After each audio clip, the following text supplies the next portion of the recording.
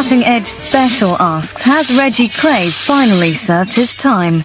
The programme contains strong language. Anyway, welcome to the programme tonight. Now, listen, for the first hour this evening, we'll do something different. Normally we have a free-for-all. Tonight we're going to do, is Reg Kray staying in prison for the rest of his life or not? Or put it another way, Reggie will be sitting there listening in the moment, so, all right, Reggie?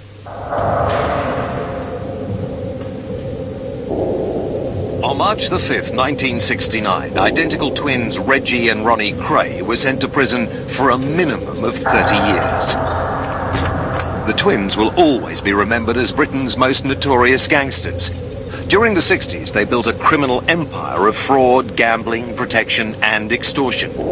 They punched and slashed their way to the top of the criminal pile. But their violence eventually ended in murder. Ronnie Kray shot and killed a villain called George Cornell. Reggie Kray stabbed to death Jack the Hat McVitie. Ronnie died 5 years ago in Broadmoor Mental Hospital for the criminally insane. But Reg is still in prison after 31 years. Should we let him out? Why are we keeping him in prison? For anybody who was around when Ronnie died and when his funeral was being carried out, you would have thought it was a member of the royal family who was getting buried. Hundreds of thousands of people turned out on the streets. It was an enormous affair. Why? What is the magic of the Krays? Why are the Krays still a legend?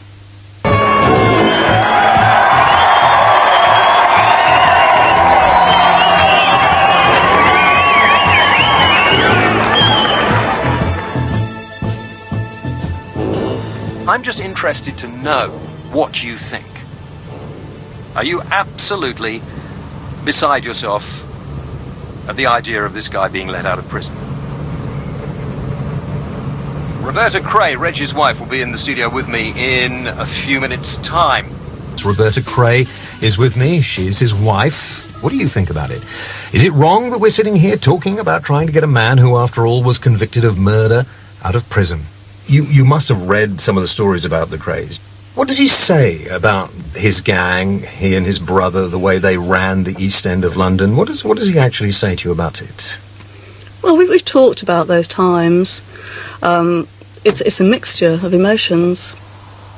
He has some regrets, but you can't regret everything. You can't look back over your whole life. To be able to survive and be as lucid as he is for over 31 years, how does anybody do that? And do we actually learn anything from this, do you think? Let's go to the calls. There is something about when you're young and you watch all these gangster films. Young boys love a gangster. But the Krays actually got far beyond control. There's all this folklore. They used to look after their own people, old ladies that used to live in the manor and things like that. But there was loads of local shopkeepers that had to pay protection money. They were absolute bullies. But you're a black cab driver. Oh, what's your name? Simon, and you London black cabbie? Reggie Kray's been in prison long enough. I think he actually did a job that the police force should have done. I think we have to look at the... I think that's the most stupid thing. I've heard some stupid things, Tony, and that is the most stupid thing. Thank you for your call. Wilfred. A very good evening, James. I think he should stay in. Other gangland killers ought to be serving the same amount of time. It's an absolute disgrace. It's unbelievable. I'm just really, really astounded that somebody who seems to be an intelligent, middle-class, educated woman could be so in love with somebody who's clearly so much of an evil, callous bastard. Roberta? Oh, it's a very touching description of Reg. I think what you're saying is that people have no capacity for change, have no potential for change. I know his reputation is part of him, but that's not what attracted me to him. When I went to see him, that wasn't why I went. You know, the glamour and the romance of the myth that's built up around him. There's nothing glamorous about a man being in prison. He'll be listening to you, I know, right He will now. be. So would you like to finish off by saying anything to him this evening? Or are you going to go and see him tomorrow? Or Well, I would actually like to say what I meant to say right at the beginning, which was to pass on his very best regards to you and to all your listeners tonight, and to say a very personal good night and I love you to my husband. Good night, Reg. Thank you very much indeed for coming this evening. 08700 40 50 60 is the number to call if you would like to get on the air.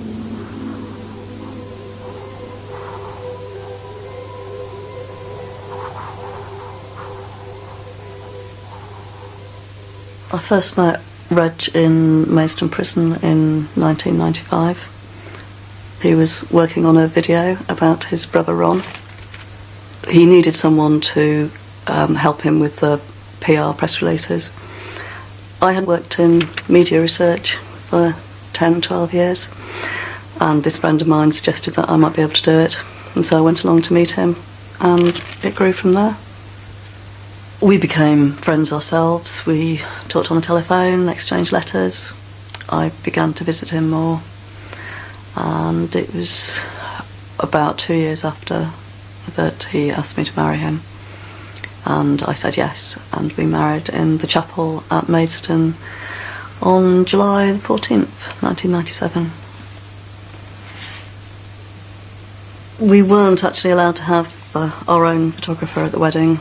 They insisted on using a prison photographer. I have one copy of these pictures, and I'm not permitted to run off a copy, for my parents, for my friends, for anyone else who was there at the wedding. I can't even show you these photographs. It isn't anything that happens to anyone else. It isn't a prison law. Anyone else who gets married in prison can take their own camera and take as many pictures as they like. But because it's Reg, he's not allowed to do that.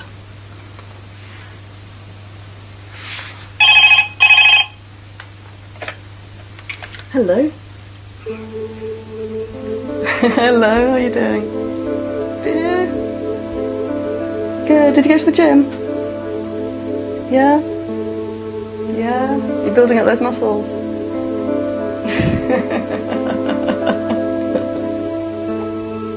Right. Reg has talked to me about everything that I've ever asked him about. I've missed talking to you this morning. He has talked about the killing of Jack McVitie. I have to accept who he was in order to accept who he is now.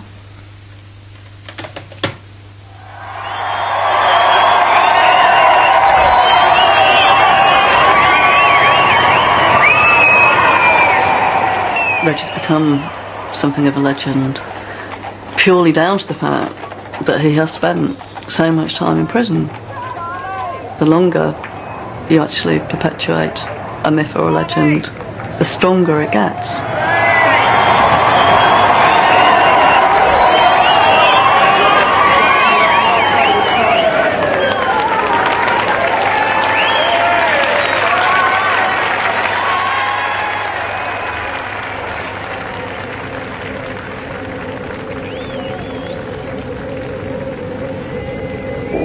This was the final day after a long, long trial, one of the longest murder trials in criminal history. I can remember, as we're entering the Old Bailey, there were little old ladies banging on the side of the van. Queues were right the way round the block. It was almost like we were celebrities, and they were fattening us up for the tribal gathering. We were the main course, as it were. I was actually charged with murder.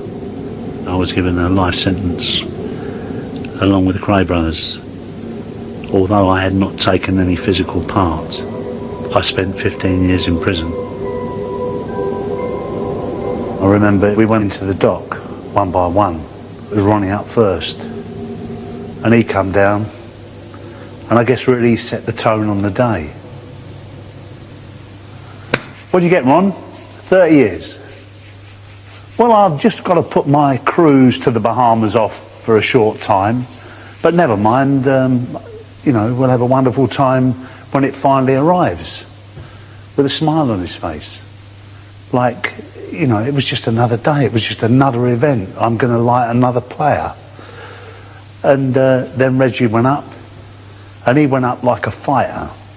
like a boxer entering the ring, you know, a bit of swagger and stuff like that.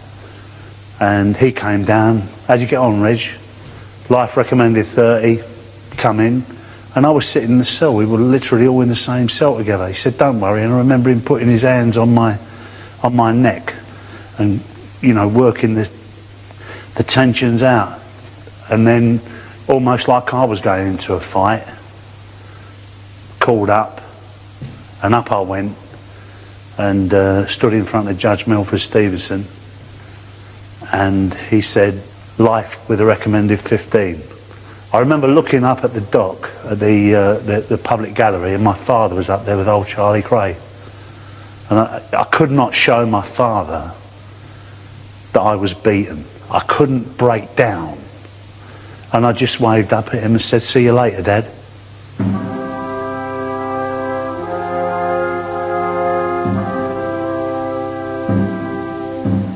I've been where Reggie Kray's been. 15 years was awesome. I could not imagine another 15 year on top of that. To take into account 30 years. When we went away, a Big Mac was a coat you wore. A chip was something you put in your mouth. Now, everywhere we look, there are chips which control our lives.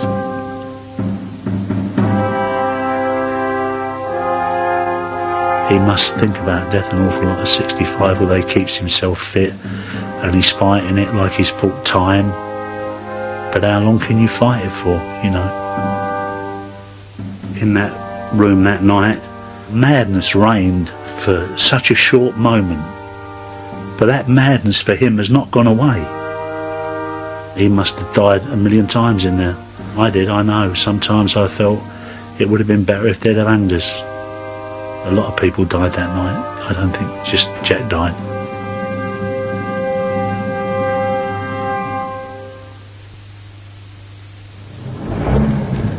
Can you all hear me at the back? Yep. Yes. Right. Now, thanks first of all for all coming on this tour. This tour is terrific. You're going to hear about the Krays. As far as I'm concerned, lovely people. You're after you, Frank. Oh, that's all right. It's only my usual escort. Oh, it's all right. Don't let them pass. Let's have a good chase. We're going to go to the terminals. That's where I was shot. In the head. Terrific shot. Evering Road. Oh, this is Evering Road, where Jack the Hat was killed. Jack the Hat was a smashing fella, but his wife pissed off and left him with his little baby, little son, and he couldn't handle it. And when he come out, he got very heavy into drugs, booze, was very abusive, was a horrible man, made insulting comments about Reggie and Ronnie for no reason at all, and even their mum, and things like that, things that none of you would stand for. Any self-respecting man wouldn't stand for. And Reggie quite rightly killed him. I would have. Anyone would have, who had any moral fibre in them, you know, to be insulted like that for no reason at all. And that's why Jack the Hat got murdered, and quite rightly and all, in my opinion. Well, from here, we'll be going to other places, and at the end, you'll all be given a gun. There's a general invitation to a party. And I mean, this isn't said on the stairs, something else like that, get Jack, we've got to get him round here and give him a slap or anything else like that. It weren't a message from Reggie Kray that he came to me and said, Chris, we want Jack to have a little bit of a sort out, you know, take him away onto Wanstead's flats and put one in the back of his head, which you would think, if they wanted to kill the man, that was the way it would be done. In a sensible way, he's done away with, he's taken away and disposed of. It was nothing like that whatsoever.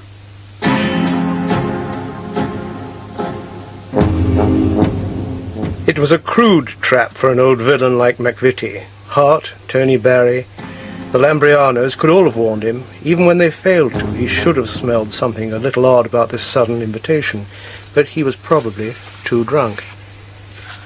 Barry brought the gun and drove off looking scared before becoming even more involved. Young Ronnie Hart returned. Ronnie posted him as a lookout in an upstairs window facing the street. Just before midnight, Hart saw a beaten-up Ford Zodiac draw up. 5 men got out. The Lambrianos, 2 brothers by the name of Mills, and finally a man in a hat, McVitie. Hart gave the alarm. McVitie burst in, ready for a party. "Where's all the birds? All the booze?" he shouted. Ronnie Kray was waiting for him, watching from the sofa. Reggie was behind the door. "Where's the birds and the booze?" That's the first thing he said, and then he saw Ronnie. And Ronnie just looked up, and he went, "Hello, Ron." And Ronnie just walked over and hit him underneath the eye with a glass. And went, "I've had a fucking enough of you, now fuck off." And walked back to the television, and all of a sudden the gent was going, "What have I done? What have I done?" A fight develops. No, an argument develops. Then it turns into a fight. A gun is pulled out, starts clicking away, it doesn't work. And there's a bit of confusion. Now I'm convinced Ed Jack had walked out of the room after Ronnie hit him with a glass. That would have been the end of it. But he didn't. Outside, big Chrissy Lambriano, who had always wanted to be a gangster, suddenly realized what he had done and was sitting, weeping, on the stairs. McVitie must have thought he still... Whatever was going down, I wanted no part of it. So I walk outside and Connie Whitehead says to me, "What's the matter, Chris? I'm half cut as well." "Connie, I didn't come down here for this." If they'd have wanted to kill Jack the Hat, they could have killed him 20 times over, you know. But when a fight happens, it just sort of gets out of hand, and as you say, you go to win. You know, I don't think they said, "Oh, we'll get Jack the Hat down there because we're going to kill him," because there was no plans to bury him or do anything or whatever, you know. I don't think it was premeditated. Oh, they said to send the Lambrianos, soppy nuts Lambriano, to go and get him, you know. It wasn't, I don't think there was any sort of plan to murder anybody. It's beat fuck out of him, yeah, you know. But then all of a sudden, like, things go over the top. Reggie thrust the knife into his face below the eye. The butchering followed as McVitie sank to his knees. Reggie stabbed his stomach and his chest and finished by impaling him through the throat onto the floor. Reggie claims it was hard. They said to me, "Get rid of that. Throw it under a fucking train." And they'd gone then. That was the end of it. There we are, left with this, with Jack on the floor there.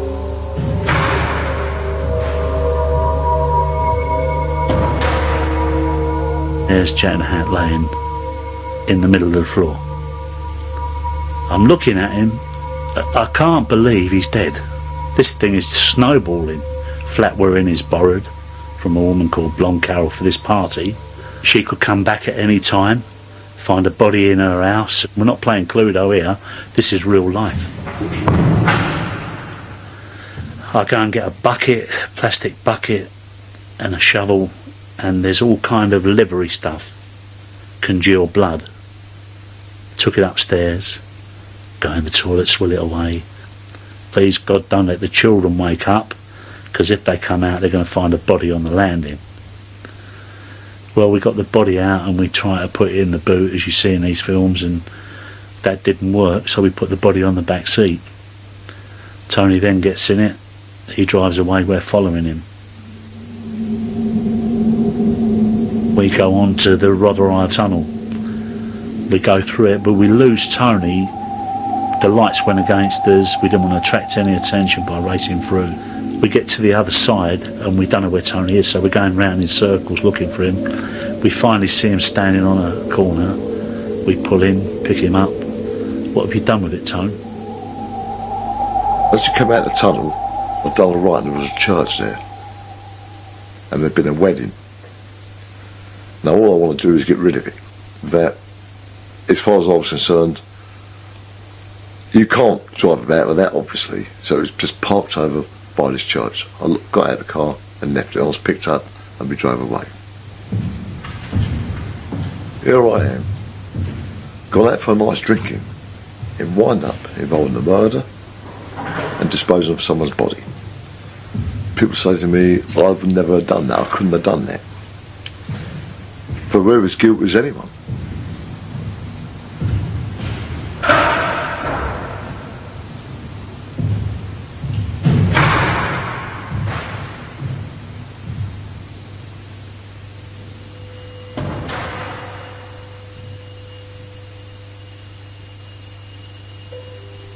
Quite frankly, I think they let us down. You know, if there's an honesty and a nobility, and I use that word in such as there's honour amongst thieves, you understand, then, you know, as the captains of the ship, they should have, when it was beyond a shadow of a doubt that there was no way that they could save themselves, was to try and save us. Well, I think one knew it was going to come. There was no other sentence, I suppose, possible at the time. They've been typecast now as criminal celebrities, as celebrity villains, and the picture people have of them is really the picture that came over in that film of them called The Krays. And also, you know, all the sort of gangster reminiscences which have come out of them, which really carry one's knowledge of them no further. Of course they were gangsters, they committed murder and all the rest of it, but behind it all I think there was the most terrible, sad story, which is of these two identical twins, and one of them was abnormal. He'd been damaged mentally as a child by getting, as far as I can make out, a combination of measles and diphtheria together. Ronnie wasn't normal. Reg was.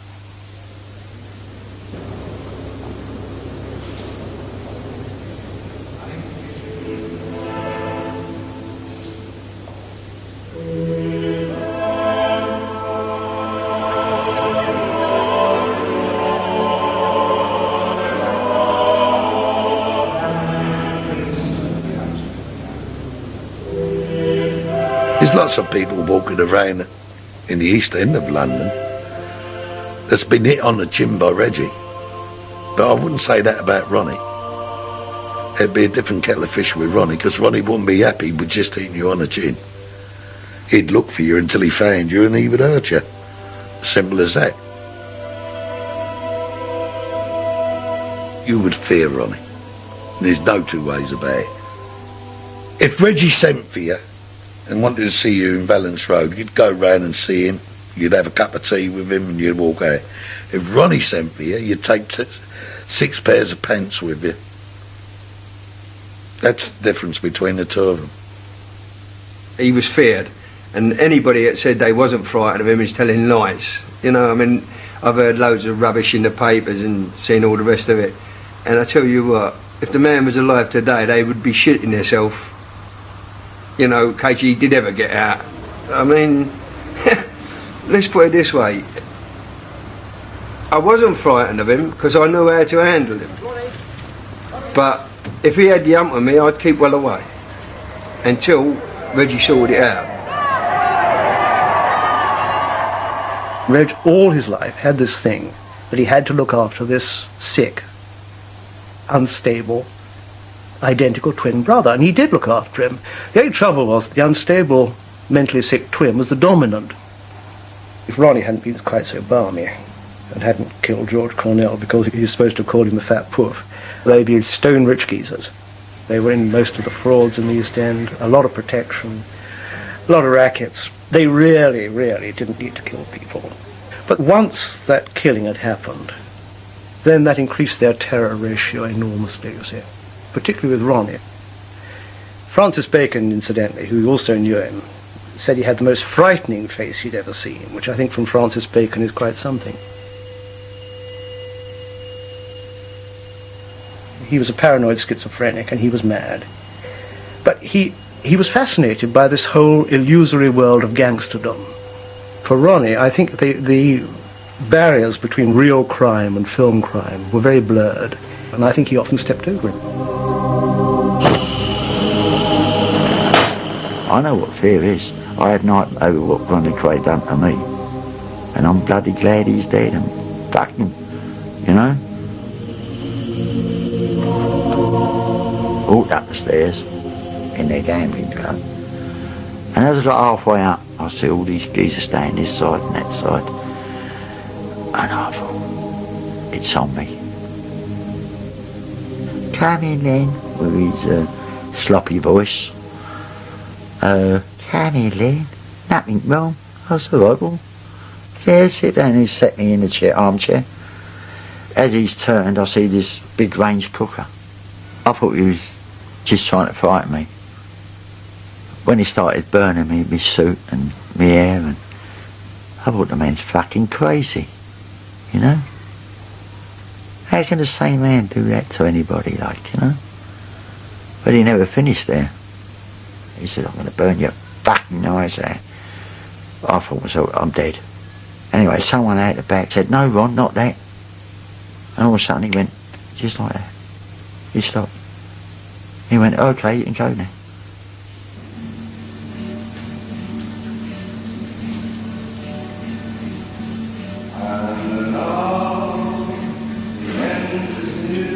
I've been in pubs in the East End, and the Krays would come in, and the pub had empty. People were so afraid of them.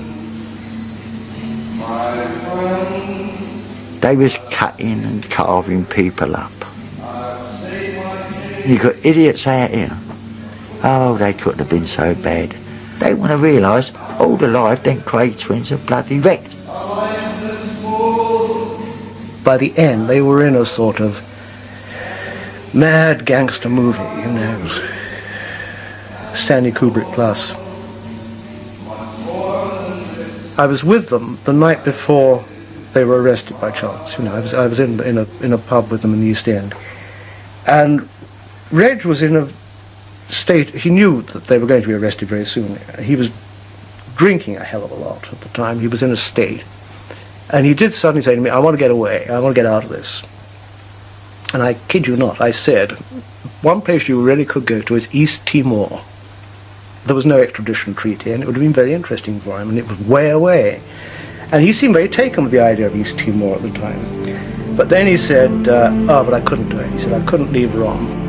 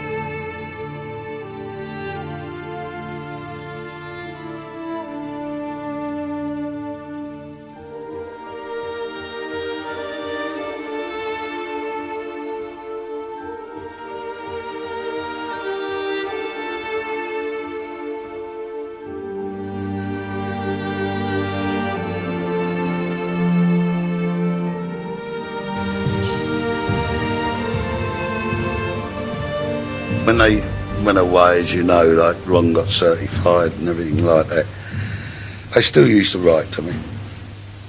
Ron done the painting for me, and his mother gave it to me from him.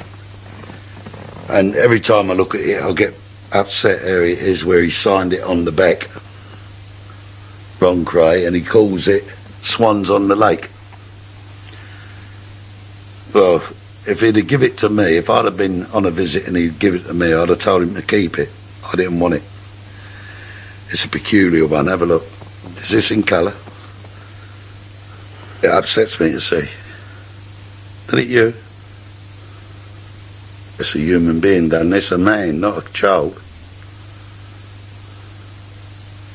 I would think that shows you the state of a person's mind myself.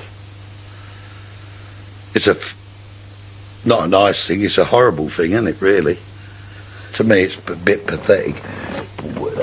We did get from Reg at one time, he made this for my wife, for instance, in prison while he was away, which is this musical box.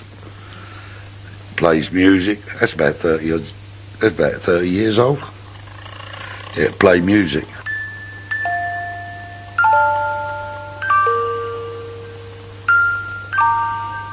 I'd have a job making that, you know, but I wouldn't have a job making that. I could do that with my eyes shut. I couldn't do that with my eyes shut. This brain is awake, isn't it? This brain is gone.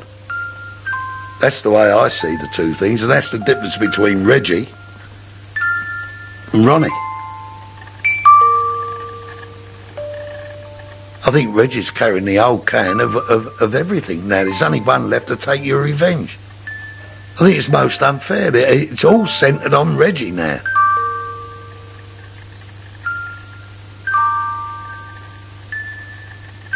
I think he's carrying a can for the legend.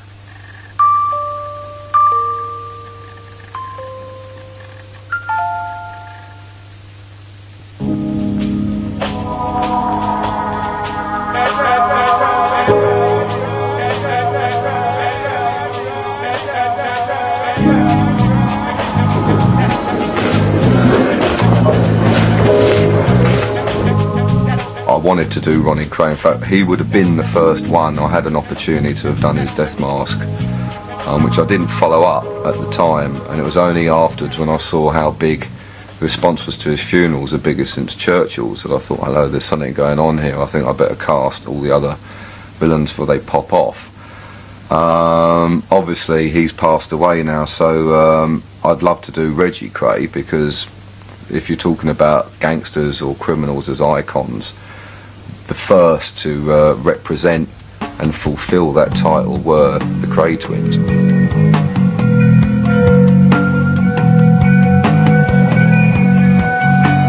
People that have been vilified by the media are now being feted on the celebrity circuit. Freddie Foreman, I used to work with the Krays. Obviously my father, I've done him, the chief planner of the Great Train Robbery. Mad Frankie Fraser, he was sort of like a gangland legend, 40 years in prison. He was sort of like torture in chief of the Richardsons. And lastly, Dave Courtney, who's the sort of inspiration for the character that Vinnie Jones played in Lock, Stock and Two Smoking Barrels. Terrific pictures of you, they really are. I'll use the biro. I can't even do joined up, mate. He was responsible for the security for Ronnie Kray's funeral, and he is what I'd describe as sort of the first post-modern gangster. He's almost a work of art.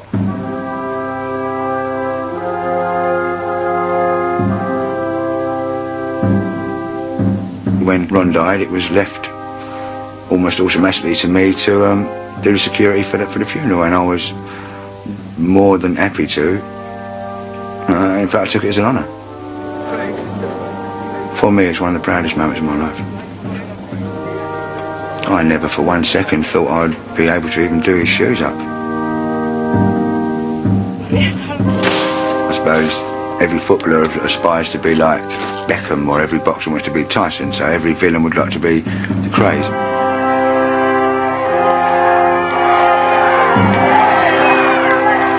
They're always romantic, like Jesse James, Bonnie and Clyde. They're all romantic figures, and they were just a romantic figure of the day, you know, like lovely clothes, nice smart suits and ties, always had lovely cars, pretty ladies, nightclubs, sparkly things, you know. It's very easy to fall into the trap of a little bit of hero worship when you're young. March the 5th, 1969, identical twins, Reginald and Ronald Kray, were sentenced to life imprisonment. They were 35 years old.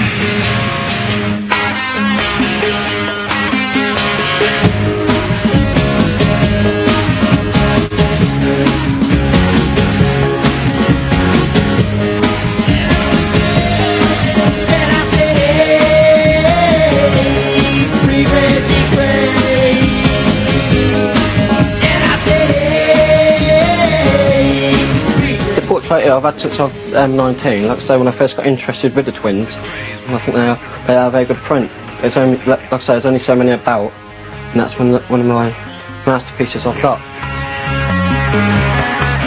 I've got a portfolio, what I've had for about 5 or 6 years, and this is one of my prized possessions, and it's got a lot of photos in here, what you never see in books or TV.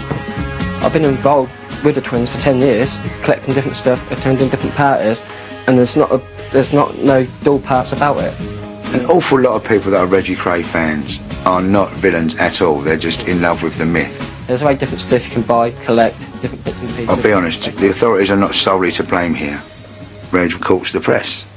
Had they not kept the myth alive, it would have been out. But in keeping the actual myth alive, it sort of sealed his fate.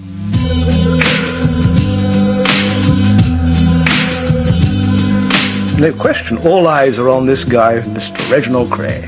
He's a celebrity. And I think, in a funny way, it's this that's seen him through. You know, if you're serving 30-odd years, you've got to have something to sustain you. And if you know that people outside are fascinated by you, if you've had a film made about you, if people have written books about you, you're a somebody. And I think this is at the heart of the whole thing about the Krays. They loved publicity. They wanted to be known as celebrities. As a result, though, he's done his 30 years, he's gone past it, and he's still kept in. But one can see why the Home Secretary and the Parole Board would be reluctant. The way they have become figures, role models for the young and all the rest of it. Of course the publicity and the films and all the other things that they've done have damaged them, I think. He has become a figurehead for what happens to bad people. But it's totally ludicrous. It doesn't add up, the amount of years that he's got for what he's done. It's almost like they're holding him to ransom for all those that get away, for every villain that has another book out that crosses over into the mainstream. It's almost as if invisibly that's another year on Reg, because they think, oh my God, if this is happening to this guy, what's going to happen if we let Reg out? Guns, knives, bottles, it was marvellous. And I think, in all honesty, if they did let him out, okay, there would be a frenzy for about 6 months or a year, whatever, until he was completely milked, and then everyone would say, well, it's Reggie Kray, yeah, he's a human being.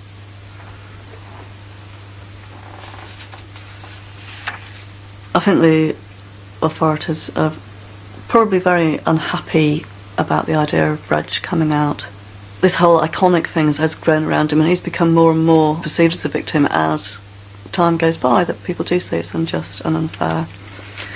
And so when he comes out, he's going to come out almost as a popular criminal, and that's, I think, for them it is complete anathema.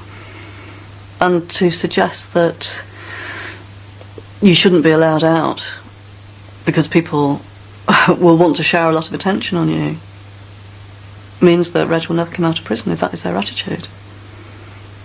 And that's tragic.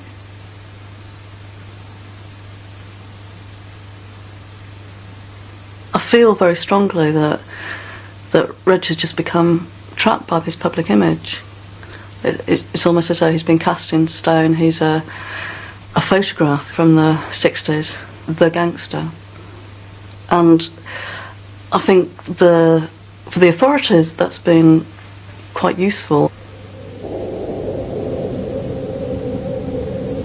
It's an interesting question as to how we all think of Reg if you haven't seen him, because we have certain assumptions based on the photographs and iconography of films and old pictures and books and so forth of a slightly nightmarish figure. The reason I was asked to see Reg was A, to look at his current mental state because of concerns about public safety and his health on being released from jail, and B, to have a look at his past history and see what factors might be relevant as to the future as well. Now, of course, he's a retired man. He's in his late 60s. He has, like many people in the late 60s, got one or two problems with vision and hearing, and the difference really is, I suppose, when you talk to him, it's like talking to someone who, in a way, their language and the style in which they speak and address you, you really do feel at times you're talking to someone from 69 as opposed to 99.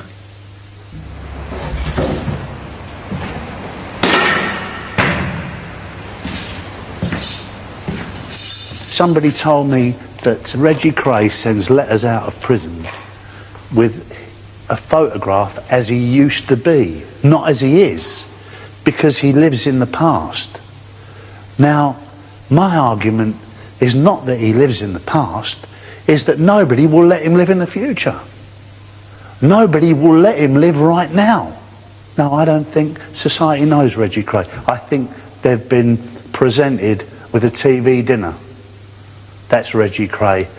There's nothing else to him. They've seen the books, they've seen the films, but they were all made by other people. They know nothing. They assume. And that's what he has to live with on a daily basis. It's where I had to live. And I look along this landing and I think about the hundreds, thousands that have gone behind the door of each cell. And how many people have been really rehabilitated? Not many. There was no rehabilitation for someone like me, as there really is no rehabilitation for somebody like Reggie Kray. Because we don't need it. It's non-existent. It's just a word in prison. We rehabilitate ourselves. We come to the conclusion of who we are and what we are and what's acceptable and what's decent, right and proper. I'd seen the absolute worst of human nature. I mean, I had messed up so many people's lives. Eventually it got to the stage where I couldn't wait to get back to the cell. That was the love affair, and I could shut the door and I could look out the sky. I'd seen nothing of nature for years, but here I could watch the starlings, and it never failed to amaze me about starlings. They could never be satisfied. The mother and father would run off and get them food, bring it back, bring them back, and they forever had an open mouth. I watched robins and sparrows having dust baths, things I didn't know birds did. And I began to open up, and I began to look at nature in itself, and I saw that things died and things regenerated. I watched a tree, you know, in the summer, beautiful green, and the flowers came up, and in the autumn the leaves began to drop and they died and they went to nowhere. Where were the things of beauty? But I had to wait for another season for them to come back. And I found that in my own life. As I've lost things, maybe for a short span of time, maybe a long span of time, but they have come back. The beauty has come back. It's about now and the few years that remain. There's always time for turning and getting back something of what you lost.